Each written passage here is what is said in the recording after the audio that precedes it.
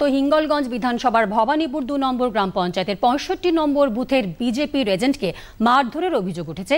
এই ঘটনাকে কেন্দ্র করে উত্তেজনা ছড়ায়।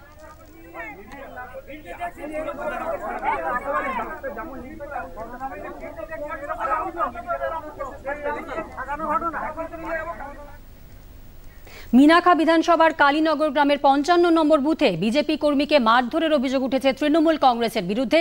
তবে অভিযোগ অস্বীকার করেছে তৃণমূল।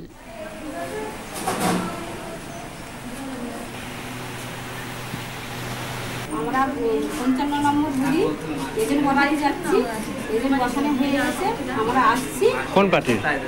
তৃণমূলের লোক আমাদের পুরো আটক করেছে, পিছন থাকতে সামনে দিয়ে এসে আমাদের মেরে এবারে ওরে মাথা ফাটিয়ে দিয়েছে। আপনারা কোন পার্টি? আমরা বিজেপি। দেখুন, এই মহন্ত মণ্ডল বিজেপির সম্পূর্ণ একজন দালাল।